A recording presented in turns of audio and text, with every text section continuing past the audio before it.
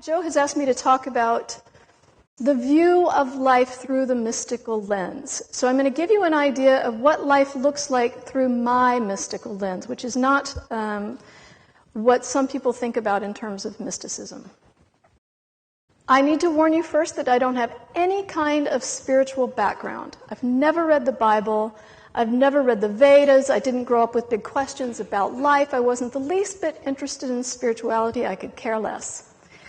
I wanted to be a backup dancer for Michael Jackson. That was my idea of what it was going to happen. But in truth, I really just wanted to be kind and compassionate and grow up to do good and interesting things in the world to help other people. And I grew up to do that as a healthcare executive based in Washington, D.C. I had a lot of opportunities to help. I worked a lot in Africa and Europe and Asia. I did a lot of normal things. I was quite normal, quite successful. And to give you an idea of how wildly knocked out of my normal world I was, when I started having these mystical experiences, I'll give you a glimpse of my first experience that happened. It was December of 2000, and I went into the body and being of Jesus on the cross at the moment of crucifixion. And in the moment that I realized where and in whom I was, suddenly I just knew everything about humanity's evolution. I re-experienced all of the nuances of how we have been evolving from the very beginning. And in that moment, I also experienced what caused the crucifixion. And it wasn't what my grandmother told me, that there had been betrayal by a disciple and some people in power who felt threatened by Jesus. In my experience, what caused the crucifixion was the momentum of a mindset. These ideologies of fear and conflict that had taken ages to cultivate and perpetuate and deeply entrench. Those fear and conflict ideologies had thrived in the moralizing, domineering leaders ruling religion and politics, and in the subservient masses that believed they were at their mercy. I watched all of that momentum come to a head in the crucifixion and then continue on in different ways. In my experience, when the body and being of Jesus dies and he's hovering above the crowd, I then watch the evolution of Christianity from that point forward to current day. And I watch all the exploitations of Christ's death. I see kings and cardinals and bishops scrambling to carve out dominions in Christ's name, century after century after century. I watch death and destruction and most of all, domination, again and again and again. Now, of course, there was a lot of goodness that came out of the evolution of Christianity. Of course there was, and there still is. But it was the way that the goodness was being used that was my lesson. And that was that mankind did not want this good Christ that healed. Mankind wanted a good Christ that conquered. And that was my lesson. And the last thing I experienced in this event was I saw stretching throughout all of time, in every human heart, including our own, there is a thread of sorrow that connects every single one of us. And the source of that sorrow is our deeply held belief that we are separate from this thing that we call God. Fundamentally, in our core, we believe that we are separate from this flow of divine love that's the very thing that gives us life experience itself. So these three themes, the fear and conflict ideologies that are pervasive throughout mankind, the conquering mentality that's pervasive throughout humanity, and the sorrow and suffering that connects every single one of us, these three themes have been repeated throughout all of my 19 years of these uncontrolled accidental experiences. In some form or fashion, they keep coming around, showing me these three central themes. So you're going to hear a little bit about these today. Now, my experiences have all been this profound. They're very, very weighty and very, very big. Now, as you might imagine, when you start having that kind of really weighty, profound experiences happening, It's very weird to go back into your office and just do your normal work. Like now, this world looks really insane. It looks unnecessarily and excruciatingly cruel against the backdrop of all this exquisite, easy, simple, beautiful wisdom and understanding. And so I began to really struggle. I began to struggle significantly with these two very discordant worlds that I was trying to hold. So I began to seek help. I saw therapist after therapist after therapist, and then Reiki practitioners and shamans and acupuncturists and allopathic doctors, and back to the therapist. And no one could help me. I saw more than 40 practitioners all around the world, and no one could help me.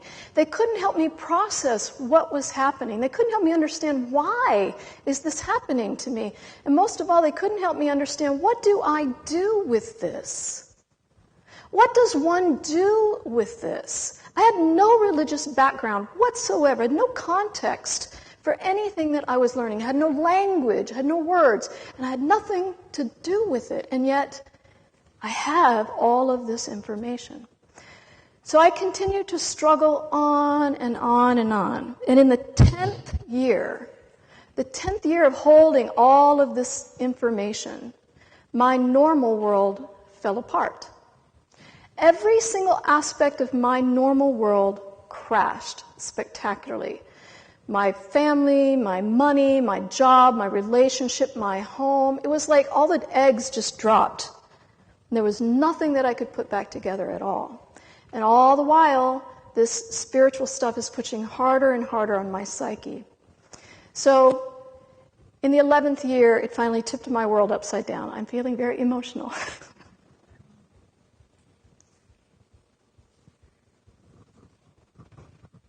I'll just take a minute to honor this feeling.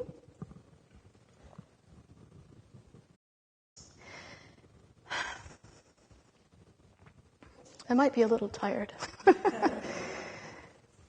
It tipped my world upside down, and that culminated, as Joe referenced, into a suicide attempt.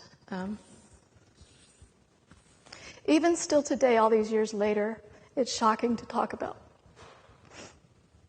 On March 23rd, 2011,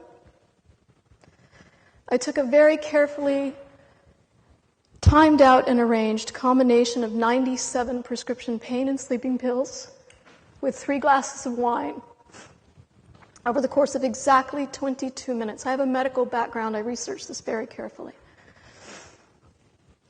And then I laid down, I said my prayers, and I just assumed that that was it. And then 2 days later, I just woke up. I just woke up entirely on my own. I was incredibly sick. I was in excruciating pain. And I had no ability to control my motor skills. But I was alive. But I still woke up in the same 2 worlds that I went to sleep in. I still had no idea what to do. So it was only then, that day, March 25th, 2011, that I finally just quit. I surrendered in the most supreme way possible. I stopped trying to figure it out. I stopped trying to fix it. I stopped trying to make a plan. I stopped trying to be normal. And I remember sitting on my couch and saying, you know, God, you can see I have no idea what I'm doing. If there's something that you all need me to do, then you're going to have to lead the way. I can't be the project manager for my life anymore. I quit. And from that moment on, the doors just started flying open. Wow, I'm emotional today. The doors just started flying open, and this mystical journey just unfolded in no time.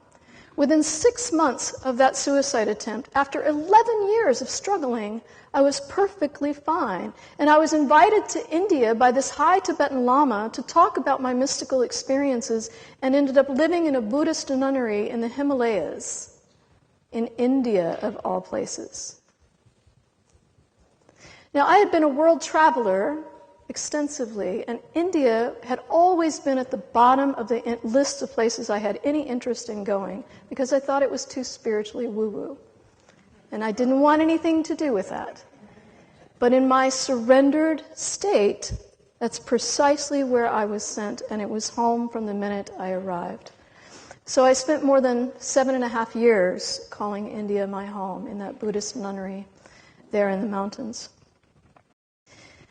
Now, the details of that journey are the basis of my book, Unwitting Mystic, which I released in 2014. And when I released that book was when I finally started coming out. I came out as a mystic publicly, starting to find my identity, starting into that journey of self-acceptance. As weird as it may sound, this is my truth.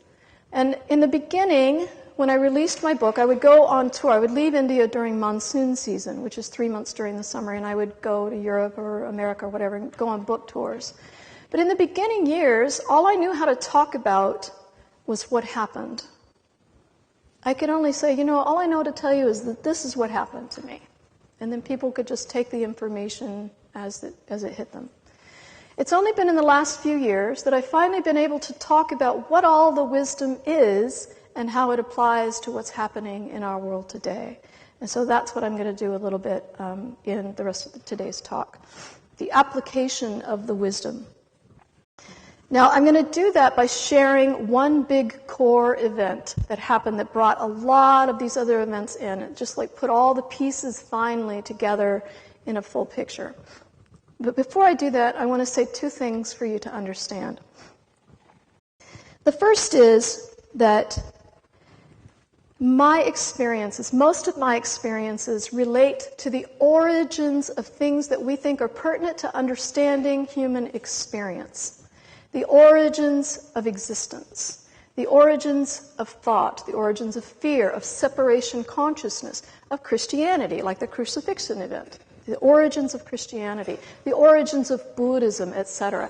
I go into the origin experience, I embody that, I become the origin experience itself, and then I experience humanity from that vantage point. That's how all of my experiences happen. They're really big and they're really profound. And the reason why I can go into those origin moments is because I don't have any filter. I have no religious background. I have no idea what's right or wrong, what I'm expecting to learn. Zero. I have no idea about what's going to happen. And so I have a very pure vessel, if you will. And so I continue to keep my vessel very clear. I just continue to receive the information as it's going to come. And that's how I can go to the origin fundamental experiences of humanity. And then the second thing is to understand how I experience these things. It happens in lots of different states. Usually it's in a meditative state after I moved to India. But also it's happened in just walking down the street or just waking up. What opened the doors originally was a hypnosis session. It happens in lots of different ways. More so now, it just happens on kind of a rolling natural basis. But the way that they happen is that you can imagine that if you have a blackboard that has a lesson on it, but instead of looking at the lesson, I enter the blackboard and become the lesson itself. This is how all of my experiences happen. I am the lesson itself. I embody the being of the wisdom. So the reason that's important is because I'm about to take you into that kind of experience with me. Okay? All right. Is everybody ready? Are you on your edge of your seat? It's very exciting. Okay. The core of the wisdom comes down to basically one central question. And that question is if love is all we need, if love really is all there is, then why hasn't love ever been enough to make our suffering go away? There has to be something else going on. In the winter of 2015 to 16, I was in the nunnery in India, and I was thinking about my work, what I was going to be doing the following book tour season. I like to write and craft stories, thinking about what I wanted to write. Just in general, how could I be most helpful to the world given my abilities? And when that was happening, I was feeling very blocked. I could tell there was like this significant block in me. And so I kept trying to go around the block and over the block and under the block, and I just kept feeling blocked. So in the spring of 2016, I finally realized, well, maybe the block is my work. So then I began to sink in to this block, to really connect with it and understand, is there something that this block needs to teach me or tell me or show me? I would meditate on it, I would contemplate with it, I would sit with it extensively. And at 3:30 in the morning, on April 25th, 2016, at Tosam Ling Nunnery, I'm focusing in on this block, and I encounter a being of light. And this being of light is gigantic, it's massive, it's effusively loving, and it's hysterically funny. I often run into really piercing humor in the divine realms, so this is one of those moments. This being was very funny. And after a period of laughing and crying and the awe of this experience, of meeting this being, I asked this light being, can you help me with this sense of feeling blocked? And the light being extends its light into my stomach and says, it's here, unquestionably. So I look inside my stomach internally, and I can see what looks like a bowling ball, this very dense, large block. And as I'm experiencing this block within me, I can also simultaneously see in the cosmos, the whole cosmos flowing with all this love flowing in every direction except one spot in the cosmos through which no love is entering or exiting. So I'm experiencing this block in the cosmos and within me simultaneously. And I know instantly this is the fundamental block. This is the fundamental block in all of life for humanity. Within me, within all it is.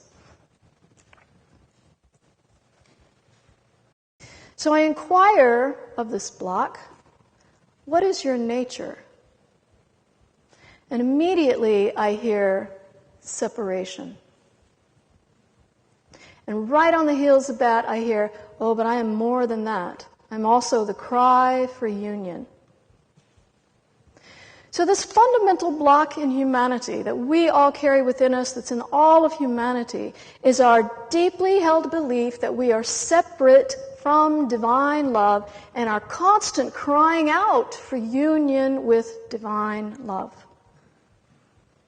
Two sides of the same thing. So in my innocence, I say, well, how can we get rid of the block? And immediately, like there's this magnificent radiating force field around the block, both protecting it and giving it life. So the idea of rejection is the very thing that gives separation its life and its power. Okay, I don't want to reject it, I just want to understand it. So as always happens, as I begin to understand, I begin to become the lesson. I begin to unite with the block more deeply, more deeply, more deeply. And as I'm uniting with this block, I'm starting to get really angry. Deeply, defiantly, anciently upset.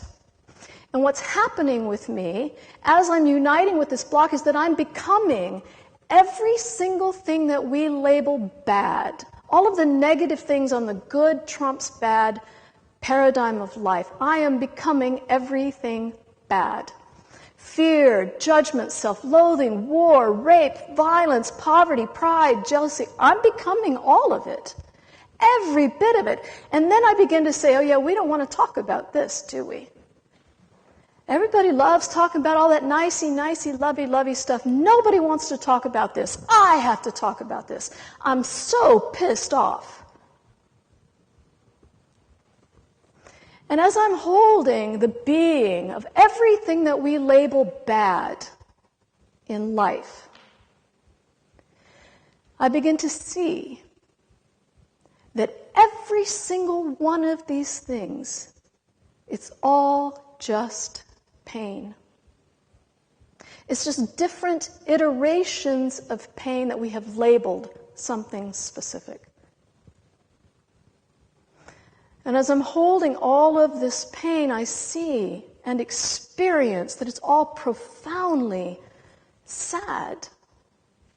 It is entire base of sorrow. It is that sorrow that we hold in every human heart throughout all of history, all of this pain.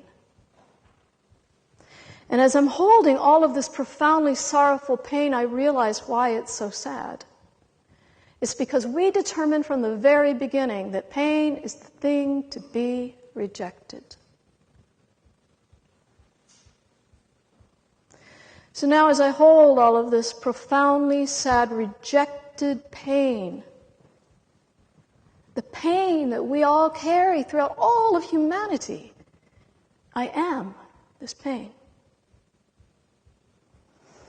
Everything that's loving me comes rushing forward to heal it. Wow, I'm emotional today. Kindness, compassion, concern, empathy, everything just comes rushing forward, desperately wanting to heal this. And I can't touch it. I can't get anywhere near it. And I look in the cosmos, and I can see all of the cosmos cradling the block like this. Nothing penetrating the boundaries of that block. And I begin to get really upset. Why not? Why can't the love in me heal the pain of separation from love in me? Isn't that what I'm crying out for? I don't understand. And as I'm passionately trying to figure this out, the light returns. And the light says to me very quickly, why can't you answer that question, Mary? I have no idea. Again, why can't you answer the question? The light is not concerned with the answer to the question of why love can't make the pain of healing go away, or pain of separation go away. It wants me to understand why I can't answer the question, and I have no idea. So as I'm standing there holding and being all of this, and now in a massive state of confusion, trying to figure this out, all of the atoms and molecules in the cosmos, take in that scale. The atoms and molecules of the cosmos begin to fill in with light. All of this divine presence coming in everywhere, everywhere, everywhere. It is all just divine presence, and it's all magnificently serious.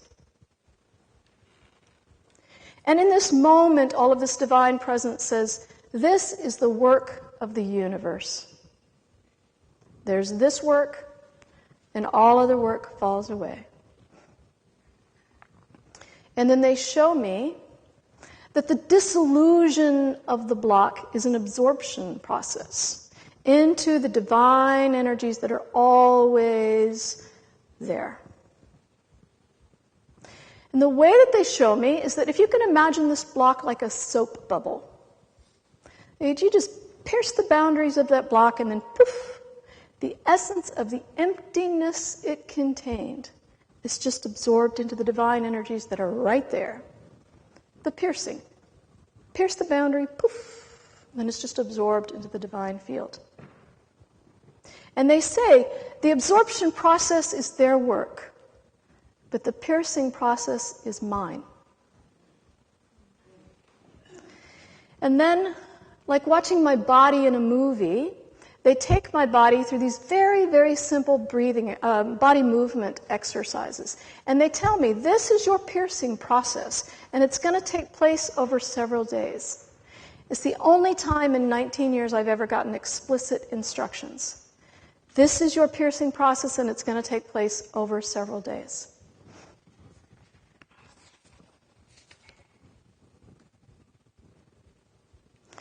So I sit on my little twin bed room number 4 at Tosam Ling Nunnery, and I begin to do the little basic body movement exercises.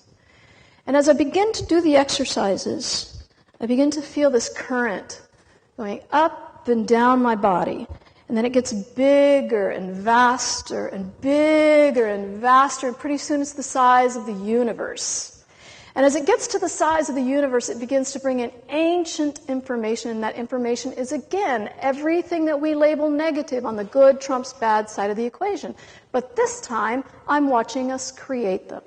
I'm watching us create our reality from the ground up, labeling all of these different experiences, bad, bad, bad. And then I'm watching everything that we label good used like a weapon to try to make that bad go away. And the conquering mentality, use the good to make the bad go away. Again and again and again. And I watch us do this, building the whole foundations of our entire reality. And as I'm watching all of this, everything fast forward to current day. And I see that these are the energies. This is the dynamic. This is the paradigm that paces the rhythms of our poetry. I watch it sweep the ballet dancer so dramatically across the stage. I hear it in the lyrics to our favorite songs.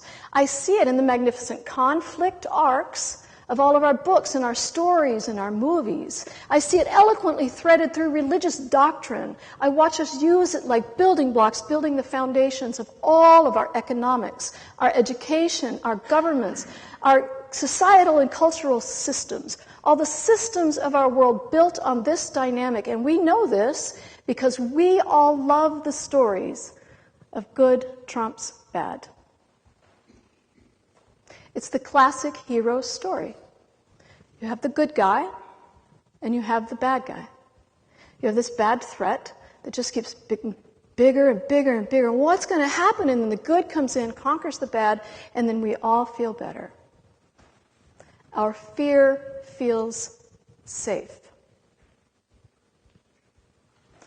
We love it when romance makes loneliness go away, when karma comes around to bite the bad guy, when the moral good seeks to conquer the immoral evil. We love the Disney model of life. These are not stories created in foundations of love. They're created in foundations of fear.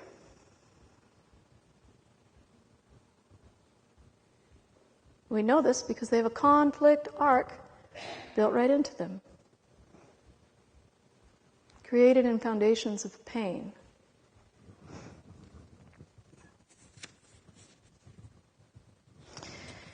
As I'm seeing all of this, as all of the pieces are starting to fall into place, I realize what we've done. I realize how we created the cycle of suffering that we've been stuck in. All of these bad things, these things that we call bad, these iterations of pain that we label bad, those are our cries for union with love. And those cries are what we reject every time we try to make the good, make the bad go away.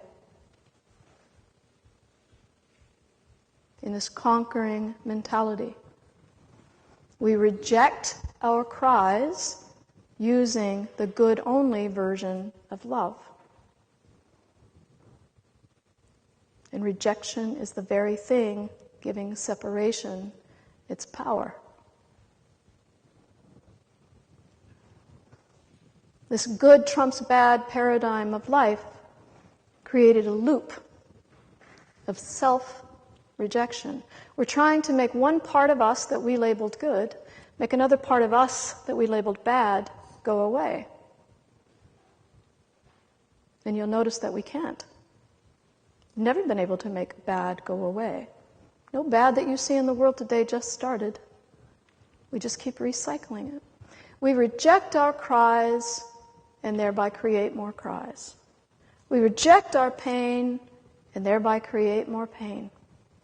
We're just stuck in this belief that there's such a thing as a good and a bad, that good needs to conquer the bad.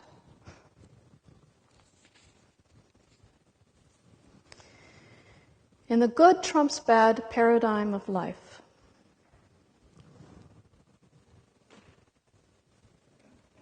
this good-only version of love can never make the pain in our own lives or the world go away, because it's the very thing creating it. This is a very difficult thing for a righteous mind to hold on to in particular. I'm going to say it again.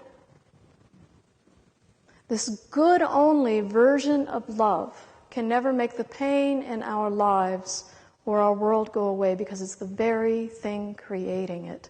That pain is our cry for union with love. It is not seeking rejection. It's seeking the opposite of rejection. It's seeking union with divine love.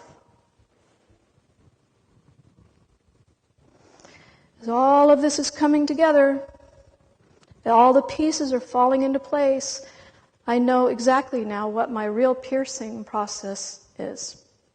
All of those body movement things were to get me right here. I knew in that moment that what I was supposed to do was get my own being, my own field, my own life in direct alignment with God, in direct alignment with my own nature, direct alignment with divine love. And I know what divine love is. I've embodied it many times. Divine love is a state of being in which all of life is equal and free and unconditionally accepted in a beautiful state of unity and oneness, in which rejection does not exist.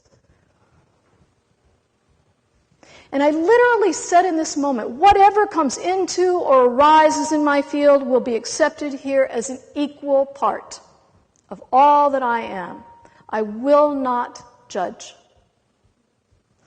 Anything that comes into or arises in my field is free to be here as it is, whatever it is. I will not oppress or resist. Anything that arises in my field will be unconditionally accepted as it is. I will not reject. Anything that comes into or arises in my field, I will accept as a unified part of all that I am. And the moment that I hit the mark, the moment that I was in direct alignment with my own nature, everything starts coming around again. All of that bad stuff starts coming around again, and this time they came one at a time. And the first thing up was fear. And when fear hit this divine field in me, what happened was this. Bam! This huge explosion of fear. All kinds of fear imaginable, every nuance of fear. But this time, it was mine. It was every kind of fear that I had ever had in my life, and not just this lifetime, my entire existence. And not just my existence, all the ways I've ever been interwoven or entangled in the collective consciousness of humanity forever. Every speck of fear. And then, underneath it, all the pain. All the pain that that fear had represented in my life, my existence, and all the ways I had put that pain in there and kept it in the collective consciousness of humanity because of my relationship in rejecting fear. And every speck of pain that I could see was like a living entity looking right back at me, knowing that I had rejected it. The scale is unfathomable. I was so completely stunned. And I began to sob and say, oh my God, I'm so sorry. I'm so sorry.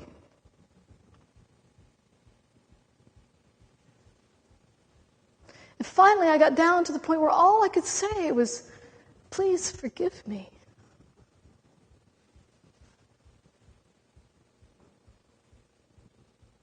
It was a request to myself, to the collective, and most of all to that pain. And when I got down to that point of pure forgiveness, what happened to all of that pain and all of that fear in my field and in the collective for my part of it went poof. It was just absorbed into the divine energies around it. That was the piercing process. And then right behind that, bam, here's an explosion of judgment. All the different layers and types and nuances of judgment in my life, my existence, and all the ways I'd ever been interwoven or entangled in the collective consciousness of humanity. And then again, the pain. Again, the sobbing. Again, the I'm so sorry. Please forgive me. Poof. Just absorbed. Bam! Self-loathing. This just went on and on and on, day and night, day and night. And sure enough, it took several days. When I finally got down to the point where, at this point in my life, all of this cleansing, all of this healing for myself and humanity and my part in it was as much as I could do, I walked out of my room at the nunnery, and everywhere I went, in the mountains, in the fields, in the villages, everywhere I went, I could see in people's energy fields, in the words that they were speaking, in the life that they were living, I could see all of the aspects of self-rejection that they were walking through life with. And I could see all of the cries for union with love that they were also walking through life with. And in that moment, everything that I saw looked like white flags. Every body looked like white flags waving in surrender, saying, I'm ready. I'm ready for a world in healing.